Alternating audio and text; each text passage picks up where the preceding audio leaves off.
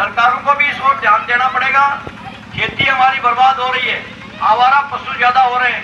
आवारा पशुओं में जैसे ये तो खैर नागरिकों की भी जिम्मेदारी है कि गाय को दूध देने के बाद भी सड़क पर छोड़ देते हैं, ये हमारी नागरिकों की भी कमी है। लेकिन सरकारों को भी इस ओर ध्यान देना पड़ेगा, ये भी एक समस्या पैदा होती जा रही है। लेकिन किसान जो खेती में नए नए प्रयोग कर रहे हैं, पहले बैल से खेती होती थी, आज बैल की जगह ट्रैक्टर आ गए हैं। पहले बैल से कुएं की सिंचाई होती थी, आज उसकी जगह बिजली आ गई है, नई नई टेक्नोलॉजी आ रही है। 21वीं सदी जो हमारे पूर्व प्रधानमंत्री राजीव गांधी ने कल्पना की थी कि 21वीं सदी टेक्नोलॉजी की सदी होगी। जब राजीव गांधी 1984 में भाषण देते थे तो हम हंसते थे कि ये क्या भाषण दे रहे हैं। वो कहते थे हर हाथ में मोबाइल होगा, हर झोपड़ी में टेलीविजन होगा, आम आदमी जो है टेलीविजन देखेगा, आम आदमी मोबाइल चलाएगा, आम आदमी जो ये आज इसकी जो अभी कंप्यूटर की बात कर रहे थे गुरु जी, जो ये देन है कंप्यूटर की देन है, ये हमारे पूर्व प्रधानमंत्री की सोच है। और उन्होंने ये कहा था 21वीं सदी टेक्नोलॉजी की होगी, और आज वास्तव में 21वीं सदी टेक्नोलॉजी की है। आज ये जो मेरी अनपढ़ माताएं बहनें हैं, ये भी चुटकी से मोबाइल निकाल करके अपनी पति से विदेश में कहीं भी ये बात कर देती है, उसमें फोटो भी आता है। ये आज हमारी टेक्नोलॉजी की देन है। लेकिन ये जो टेक्नोलॉजी है भारत का विकास के लिए है, इसका मिसयूज नहीं होना चाहिए। युवा पीढ़ी आज टेक्नोलॉजी का थोड़ा मिसयूज भी करती है, इस ओर भी ध्यान देना चाहिए। भारतीय संस्कृति में संस्कार बहुत बड़ी चीज होती है। मैं तो गुरुजनों से ये भी निवेदन करना चाहूंगा कि बच्चों को टेक्नोलॉजी की शिक्षा के साथ, व्यावसायिक शिक्षा के साथ संस्कार की शिक्षा भी दी जाए। आज बच्चे, मैं भी देखता हूँ, गाँव में निकलता हूँ, बच्चे जाते हैं, पास में से कोई बुजुर्ग गुजरता है, उसे न राम राम करते हैं, नमस्कार भी नहीं करते हैं। ये युवा पीढ़ी भी, मेरे भाई भी सुन ले, जो भी पास में से बुजुर्ग गुजरे, माता गुजरे, अपने से जो ऊपर वाली उम्र के हैं, उनका सम्मान करना सीखे। गाँव में से जाते हैं, हम निकलते हैं और लड़के यूं करके निकल जाते हैं, भाई अजनबी थोड़ी है, आपके सम्मानित आदमी है, कम से कम राम राम नमस्कार तो कर लिया करो। ये शिक्षा होनी चाहिए। बाकी शिक्षा के हिसाब से बहुत अच्छा जो चल रहा है, अब मैं बात करता हूँ यहाँ के विद्यालय की, तो बड़ी खुशी की बात है, बहुत खुशी की बात है। पहला तो ये खुशी की बात है कि सरपंच साहब ने यहाँ जो ये अलॉट किया है खेल का ग्राउंड, ये पहले बड़ा था, कुछ कारणों से हो सकता है लोगों ने तमन्ना होगा, लेकिन जो भी है इसको तो रोक करके इसमें चार दीवारी की जाए, स्टेज बनाई जाए। और सबसे पहला विद्यालय सूर्यावास में यही खुला था, वो इधर साइड कमरे दो, उस समय बैलों से पत्थर ला करके, बैलगाड़ियों से गांव वाले पत्थर ला करके, छत ला करके सबसे पहले यहाँ स्कूल खुलवाया था। हमारा तो दुर्भाग्य रहा, हम तो अहमदपुरा चले गए थे, लेकिन पहले जो इस विद्यालय का जो पहला बैच निकला उसमें काफी लोग बैठे होंगे यहाँ पर, बड़े सौभाग्यशाली हैं। और आज इस विद्यालय से बड़ा विद्यालय जो सीनियर सेकेंडरी स्कूल भी बहुत ही मेहनत से, और गांव के जो एक शेषमा परिवार है उनसे जमीन लेकर के, दान में जमीन लेकर के शेषमा परिवार को मैं बधाई देना, धन्यवाद देना चाहूंगा।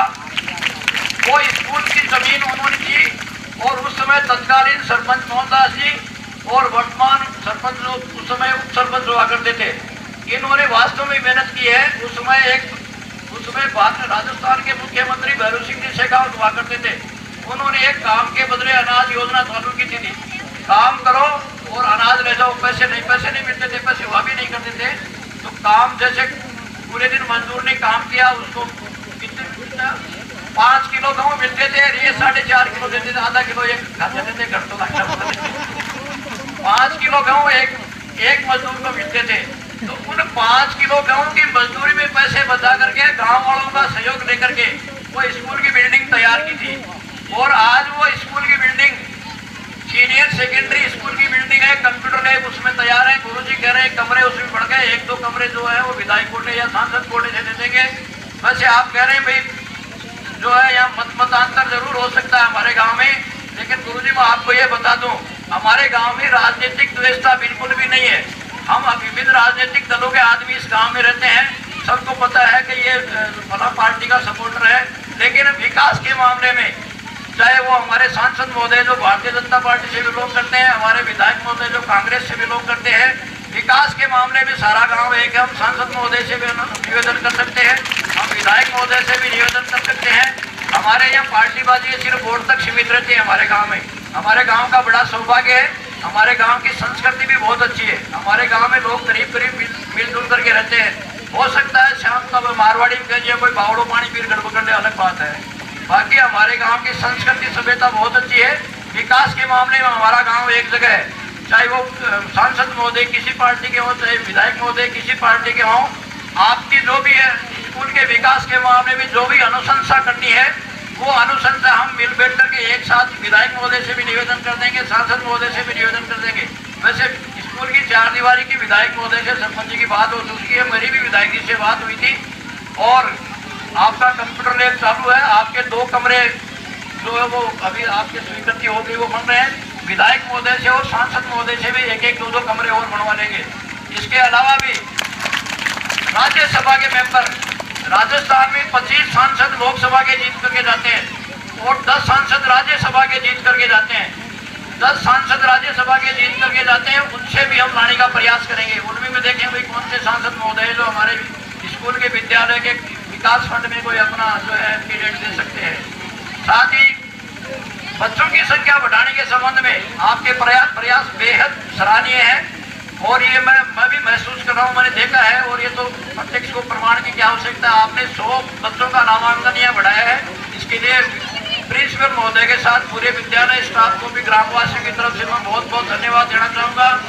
और मैं यही चाहूँगा कि हमें हमारा जो ग्राम के जो वैसे ये जो बच्चे आते हैं पढ़ने आते हैं, गांव में सारे बच्चे जो भी है वो एक बच्चा जो सरकारी स्कूल में पढ़ना जाता है, अपनी जो पास का पड़ोस का बच्चा है, उसका छोटा भाई है, उसकी चचेरा भाई है, बहन है, उन्हें ये प्रेरित करेगा हर विद्यालय का बच्चा कि हमारी सरकारी स्कूल में अच्छा स्टाफ है, हमारे यहाँ पढ़ाई अच्छी होती है, कंप्यूटर की शिक्षा है। आप प्रोत्साहित करके और अपने भाई बहनों को, अपनी पड़ोसियों के बच्चों को स्कूल में लाएंगे, विद्यालय का नामांकन बढ़ाएंगे। साथ ही इन बच्चों से मैं ये कहना चाहूँगा, जो इस विद्यालय के सरकारी विद्यालय के जो बच्चे हैं, आपको इस चीज़ का गर्व होना चाहिए कि हम भारत के नागरिक हैं। स्वतंत्र भारत के नागरिक के नाते हमारी जो ड्यूटीज है, मॉरल ड्यूटी है, हमारे संविधान में हमारे को 7 मूल अधिकार मिले हुए हैं। 7 मूल अधिकार के साथ में आपको 10 कर्तव्य आपने संविधान में लिखे हुए हैं, मॉरल ड्यूटी बोलते हैं जिसको। कर्तव्य किसे कहते हैं जानते हो कोई? आप बच्चों, आप में से कोई कर्तव्य जानता है क्या? आपकी किताब पर पहले हिंदी की पुस्तक में या सामाजिक विज्ञान की पुस्तक में 7 मूल अधिकार आते थे और भारत के संविधान की प्रार्थना आती थी, उसके पीछे नीचे 10 कर्तव्य आते हैं। वो 10 कर्तव्य क्या है? वो कर्तव्य में आप निभाओगे जब जिम्मेदार नागरिक बनोगे। भारत का नागरिक, आपको स्वतंत्रता मिल गई, लेकिन स्वतंत्रता के साथ आपको जो मूल अधिकार मिले, मूल अधिकार की रक्षा तो आप करोगे ही करोगे, लेकिन जो 10 कर्तव्य आपको दिए गए, एक आदर्श नागरिक के कर्तव्य। एक आदर्श नागरिक कब बनता है?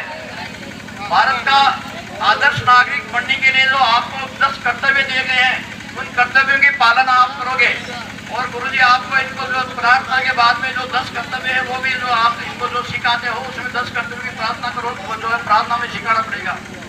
साथियों, मैं कुछ आपका ज़्यादा ही मैंने समय ले लिया, लेकिन मैं सभी ग्रामवासियों की ओर से पुनः विद्यालय स्टाफ को बहुत बहुत धन्यवाद देना चाहूँगा।